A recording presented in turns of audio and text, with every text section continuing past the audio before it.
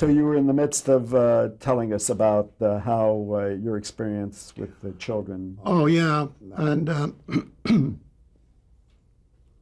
So you and Hal Canta got together. Hal and I wanted to do something together. Sorry. So here's this idea of this couple about to realize a lifelong dream, a world cruise. And we started with a farewell party, and the gifts in a steamer trunk is all packed, and oh, it's going to be great. And there's a door knock, and there's a cop standing with two little kids. What happened? The mother, neglectful, a drug user, so that's what happens. You go to the nearest relative. Failing that, you put them in a temporary shelter, like McLaren, and then eventually into a foster home. And the cop says, "Look, you don't have to take them. We can take them to a foster home. What? They're children." And that's what starts. We took it to NBC. They turned it down. Turned it down with what explanation? Or did they give you an explanation? They didn't want to do a show with kids. I think they made a blanket statement. Kids are out. No kids exist anymore, So, okay, so we take it to CBS, and they like the idea. Now, for me, and for Hal too, I'm sure, the humiliating part of it was that Hal and I, and between us, a lot of credits and a lot of good shows, could not, or not in the eyes of the network, capable of sustaining a weekly show. Not that we're not physically able, we were. But the old story about once you're past 40, forget it. Now it's 30. So they put us together with a young man who was in his late 20s or early 30s, and that they were interested in. He was a writer, and they said, and we let him be the spokesman. And so that the network would get the notion, oh, it's not just these two old fogies here. It's nice young fella, it's going to really lead the charge. And maybe they're just along for the ride. I don't know. It's just that. I understand because I've heard of other cases like that. Well, it's a humiliating experience. I didn't think so at the time. In retrospect, I think it was just, we should have said it. You know what? Forget it. And so we did a script. They said, go ahead, write the pilot. So we did a script and turned it in. And we did this through Castle Rock, by the way, Rob Reiner's organization. Right. Although Rob had nothing to do with it because he doesn't do television, he just does film. So the guy who was our intermediary called up and said, they want to talk to you about your first draft and want to give you some notes. I said, okay. I figured they're going to call us, say we're going to meet in this office or wherever. No. It's going to be done on the phone. That's the new way of doing business today. It's going to be on the phone. It's going to be a conference call. There were 7 people on the phone, and they were giving us notes. I said, well, if that's the way they do it, I guess that's the way they do it. They gave us the notes. Could you add? Could you change? Could you do this? And it wasn't as if they were destroying the script. All of it was feasible. All of it was doable. And we said, yeah, we can make those changes. Fine. We made the changes, handed in the script. My Castle Rock man calls up and says, well, they turned the script down. I said, why? He said, they didn't like it. I said, what didn't they like about it? He said, they wouldn't say. Over and out, done, finished. And I said to Hal, we don't need this, do we? And Hal, no way, no way. To work under those conditions, a conference call for notes on a pilot? No. And they're all nice young people, kids. What was the title of this project? Oh, we had a great title, Common Enemy. Common Enemy comes from something that Margaret Mead, the famous anthropologist, once said. She said, the reason that grandparents and grandchildren get along so well is because they have a common enemy. So, And this was a fairly recent experience? yeah, like a year ago. I But that convinced me that to stay out of it. Well, let's talk about something happier thing. What do you consider your best achievement in television? What's your proudest accomplishment, do you think, in television? If you had to narrow it down? Well, I'm certainly proud to have been at the beginnings of the Andy Griffith Show, and Andy really gives me more credit than I deserve, because he always told me, and he's quoted in books about how I set the style for that show. I don't know. I'm just glad I was there, and I'm glad I was an important part of structuring the show. And I nurtured it, nursed it, and I thought I took really good care of it. And it was 5 of the best years of my life in the business. And not that the others were unhappy. I loved working with everybody. I can't think of anybody I ever worked with that said, "Can't wait to get away from this show." Never. Do you think you were at the peak of your powers during the Andy Griffith run? Your powers as a creative person. Well, I had graduated from writer to director to producer, so I now had these 3 under my belt, and felt that I could. I directed a couple of the Griffith shows. I also directed a couple of Gomers. I directed the pilot of the Gomer show. So I felt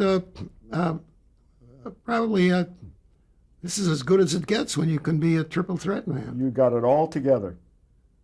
Pretty much, Yeah. I guess. Earlier in a private conversation, you mentioned that your good friend Studs and one of your personal heroes, Studs Terkel, was writing a book about people who have lived through the whole century and their experience. Well, you lived through the whole history of television. You were there right at the beginning. What do you see as the major, most drastic change in television from those early days to today? I think what has happened is that there has been such a radical change with the people in charge. Creative people used to be pretty much in charge. And by creative people, I'm not talking about me as a writer. I mean really creative people, whether it was a writer, a director, a producer, an executive. There were creative people. We mentioned earlier Hubble Robinson. He was creative. He came up with an idea. He called in Nat Hiken and said, "We have Phil Silvers. Can you come up with an idea?" Nat came in with 3 ideas, and Hubble said, "I like the one, the Army." There were people like that. And I think they're gone. They're just gone. Now, Hubble Robinson, who was, when you got to know him, I guess was at CBS as Yes. head of programming, he came seasoned to that job. He wasn't born yesterday. He had a whole background from the advertising agency business on up. Yeah, yeah. And is that something that's missing today, that the people aren't seasoned? I don't know where they come from. All I know is that in recent years, without naming any names, the guys who become heads of entertainment are guys who have come fresh from Harvard with their MBAs, fresh from Yale with their MBAs. What has that got to do with show business? Right. Now, I wasn't born into show business, but I had a connection with it. A lot of us wrote for columns, for example. There are guys who wrote stuff for Walter Winchell, little tidbits that they could use. Yeah. And we got to know the business. And it took me 30 years to become a producer. Today, overnight, Yes. look at the credits at the end of a show. 10 producers. Right. A guy comes in with a decent script, and in order to keep him, say, "We'll also make you a producer." What do you know about producing? Nothing, but just put my name up there. I had to know about producing, and I learned every step of the way as a writer, as a director, and it stood me in good stead. But hasn't the audience changed as well? It's a different audience that television is playing to now. First of all, it's a multicultural audience, much more so than it was, in the early days of television. And it's an audience that doesn't have quite the attention span that maybe the original. That's part of it. That's part of it. The other part is in talking about people in charge. The people in charge have decided what audience they want to appeal to. Don't tell me that the people in their 60s and 70s don't watch television and are interested in seeing a decent show about a 60-year-old person. What's the problem? The problem is they're not the ones who go to the market. Even though you see a lot of gray-haired people at Ralph's and Vons, and you see, but they're already fixed in their buying habits, and what they're after is the kids. That 20 to 30 to 40 group that's still malleable, still we can change. Oh, you like the cornflakes? Why don't you try the Krispies, And maybe they'll get them to change. But they're also after that 12-year-old mind. The 12-year-old mind is what they're really after. You have an example of the Golden Girls done a few years ago with B. Arthur. Got a wonderful audience, good ratings, proving maybe you guys are wrong. Maybe there is an audience out there, but they just they want those kids. They want the kids. I think there was a study done about tobacco advertising before it was removed from television, and it was found that a good percentage of smokers started smoking before the age of 18. And so it was very important to catch them before they decided on what brand they were going to start smoking with. Exactly. And the Marlboro Man is the number one. Right. Or Joe Camel, even more recently. Joe Camel. Now they're trying to get rid of the Marlboro Man, the Western John Wayne type of hero, like they got rid of Joe Camel. Right. What do you think? You're particularly identified with the successful sitcoms. What do you think is the most important necessary ingredients in creating a successful sitcom? I think you mentioned relationships previously. That's the most important. Yeah. That is the most important, because look at all the hit series and why they succeeded. Look at the relationships on the Mary Tyler Moore Show. Look at the relationships on All in the Family. Whether they're abrasive, hostile, friendly, warm, whatever they are still relationships. And relationships build stories, build episodes. Then you have to have something of a likable person in front of that camera. People who will want to watch this guy every week or this lady. They like them. I want to see this person. I want to see what are they up to. I had a formula. I don't think I invented it, and if I did, I deserve a lot of credit. But it was simply in creating a series. What is the trap that these people are in every week? What is the trap? Silverman liked that. He says, "That's good. That's a good notion. What is the trap they're in, and how do we get them out?" And then Sheldon Leonard used to say, "Who's in trouble at the end of Act One?" But I always found that relationships, look at Sanford, the relationship between a father and a son, that symbiotic relationship that they had. The son is always threatening to go off on his own, knowing he won't and can't. The old man deathly afraid that the son will leave him, knowing that he's got his hooks into him and he won't. And that was, bouncing off each other every week. What's the trap this week? Well, he's got a chance to do so-and-so. Is he going to get out? Of course not. But we keep the audience titillated and interested to show them how they get out of that trap that week. If a young person came to you and asked the question, or if you appeared before a class at UCLA or USC, and they said, "Mr. Ruben, how do I get into television? How do I create a show?" What advice would you give them for today? First thing I would say is try not to. Don't. Find some other business. Why? Why would you become say a that? chiropractor, open a shoe store, anything because the rate of rejection and the difficulty today, it was really, in that respect, I was really very fortunate. It was an easier time. The competition was not that keen and not that sharp. But if he or she was intent on going into it, as a writer, are you talking about? As anything, but would you tell them to have a writing background? Would you advise them to learn how to write? Oh, absolutely. I would advise them to look at everything he can, read everything he can, watch the shows that he favors mostly, try writing a script yourself, try doing a script for this show, a script for that show.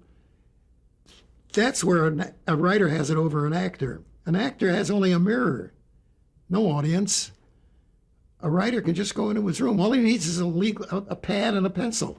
That's all. And if you do it often enough and long enough and study hard, you might just make it. An actor, they're the ones I feel the sorriest for. I really do. Because I know kids who are so absolutely determined they're going to make it. And I tell them, listen, give it 5, 6 years of your life. You're young. And then at the end of that time, you better start thinking about whether you want to continue this. You know how many members there are in the Screen Actors Guild? What, 80,000? About 12 are working.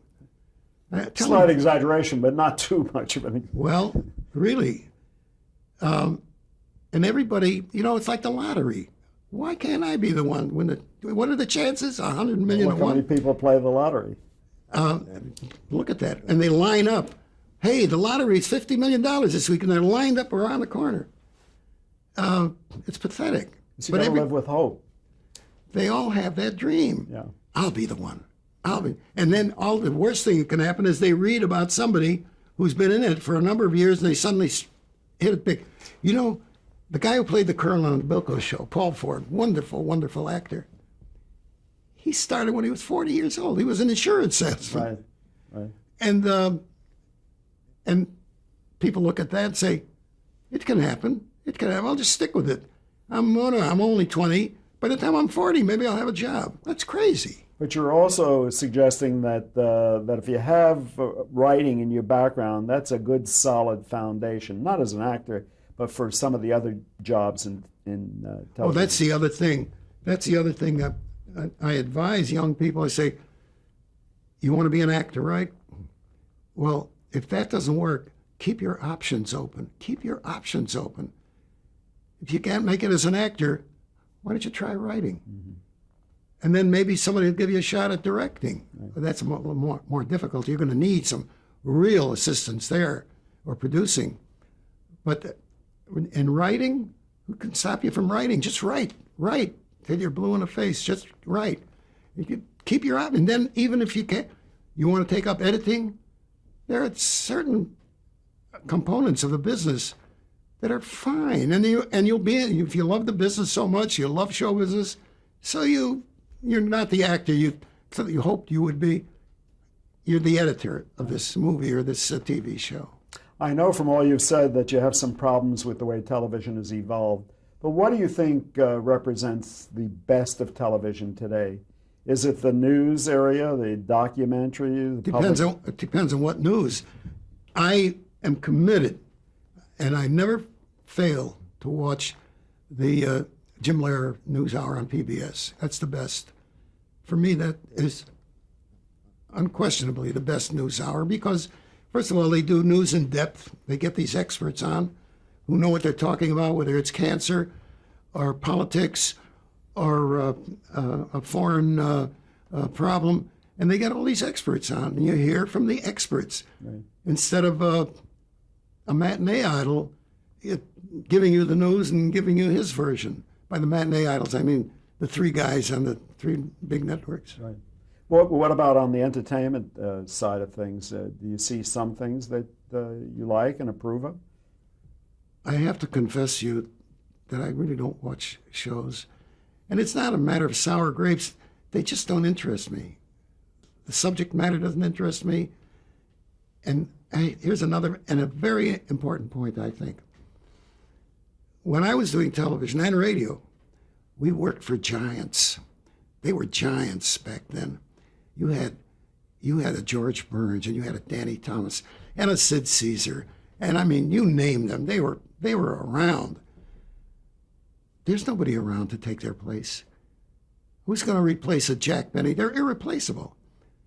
And these people that I see heading up shows who are the stars of their show, they say, they're not funny. They might be good performers. They're not funny. They're not funny in the way, even working with these people and getting blasé about it. George could say something that would make me fall down laughing. Is it because we're living in an age of mediocrity? Oh, I think it's really an age of mediocrity in all areas. Look what happened. You know better than anyone what happened to journalism. It's shameful, shameful. I'm sure you're aware that rather than technology, as you were working in television being a tool, technology almost has a life of its own in television these days. Where do you see television going? Is it going to be totally taken over by technology? Are we going to have so many channels we won't know just how to handle them? We may be at that stage already. I think so. I think so. There's a surfeit of it now, you know, and the networks are properly scared, as they should be, as their audiences shrink year after year in favor of cable.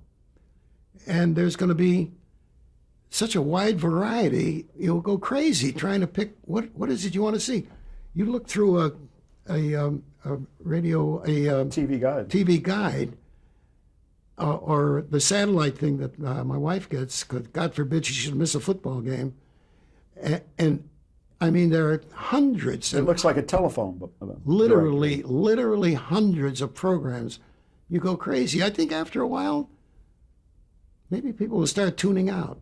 But Aaron, if there's such a dilution of audience, how will the Andy Griffith shows, the Goma Piles, be affordable from a production end in the future if there isn't a mass audience to watch them?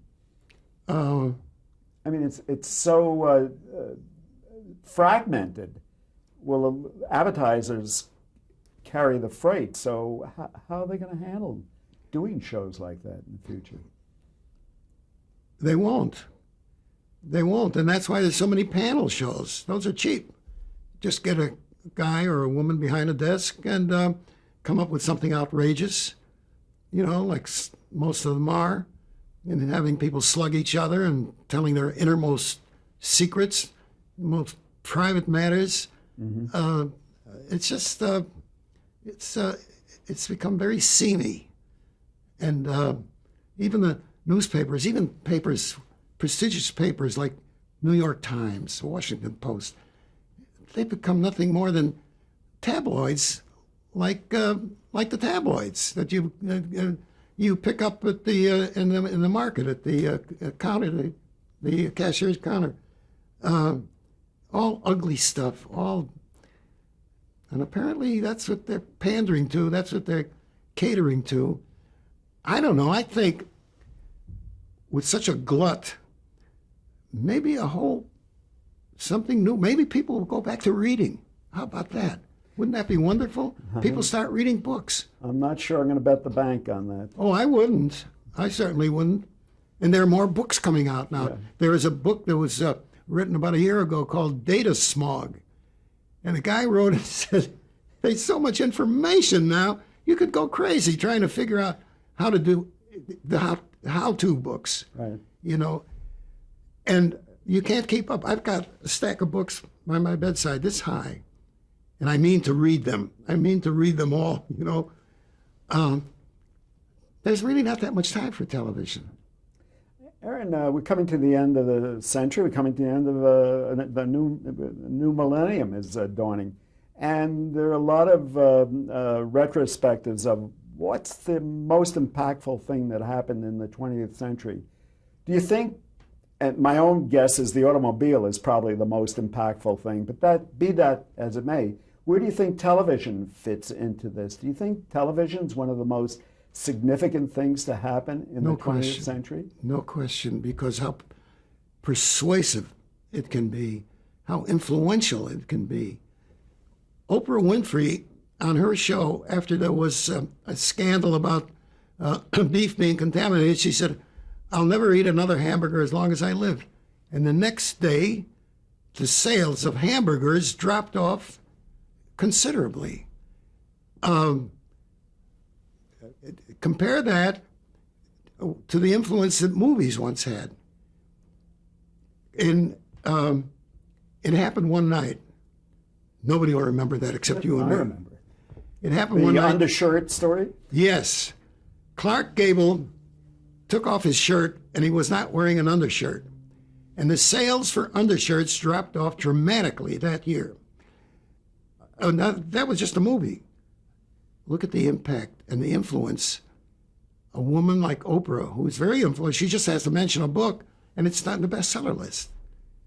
But you, as a creator of television programming, were you aware that you were having this kind of an impact on the audience? No, I really wasn't. I don't mean to be modest about it. I had no notion that the Griffith Show would become the legend that it became. No notion. You know, and it's just as well. Because if we had known that, it might not have been as good. You've been very self-conscious about it. That's right. Yeah. But we just did a good show. But you were aware you were going into living rooms, and that meant that you had to exercise some taste and responsibility. Absolutely. Absolutely. That's why we chose so carefully the people and the story, the notion that we wanted to do that week. And like I say, not with a message, because Danny Thomas used to say, we don't do messages. If I want to send a message, I'll go to Western Union. So we didn't do messages. If it came out that somebody got a message out of it, fine. Okay. In the meantime, we want to entertain you. Do you like the show? Do you like these people? Do you like the story we told you tonight? That was the most important thing. But the message was how Andy Griffith or a Jim Nabors conducted themselves. That was a message, wasn't it? And the story that we had to tell that described a little, now you learn a little more about this character. Now you learn, the show I mentioned earlier, Opie the Birdman, was written by Harvey Bullock. It was a wonderful story about Opie is given a slingshot and he's just shooting aimlessly and he accidentally hits a bird and kills it. He wasn't aiming at the bird. No, no way, no. Good kid, just shooting in the air. And he shoots, and the bird drops at his feet. And he's petrified. And he rushes into the house and rushes up to his room and gets into bed. And Andy comes home, sees the dead bird on the walk. He goes out to the room. And there's Opie lying in bed, staring at the ceiling. He says, "You killed that bird, didn't you?" He says, "Yeah." He says, "You gonna give me a whipping?" He says, "No." This is what I love about that show. He said, "No." He goes over to the window, opens it. He says, "I'm going to let you sit here and listen to those baby birds waiting, calling for their mama to come back, and she won't." It was the end of the act. Well, how do you get out of that? Instead of giving him a whipping, Andy showed remarkable parenting and remarkable intelligence, because Opie, being the kind of kid he was, said he got to do something for those little baby birds. So he started to feed them every day. And he named the birds. They all had names. Wink and Blink and a Nod. Harvey named them. And he fed them every day. And they were getting bigger and stronger, and Andy was very proud that he had undertaken this noble deed. And then at one point, toward the end of the show, he says, "I think those birds are ready to go off on their own now." He said, "Gee, Pa, do we have to?" "Yeah, they're big birds now, and now you took real good care of them, and now they off on their own, make their own families." So he has them in a little box or some kind of a cage, And he lets, one by one, lets them fly off. And he said, gee, sure going to be quiet around here, Paul. And Andy looks up and he says, yeah, but aren't the trees nice and full? To me, it was such a lesson. It was such a, if you want to, really analyze it, I'm sorry. I hate to break you off here, but we have to pause. Okay.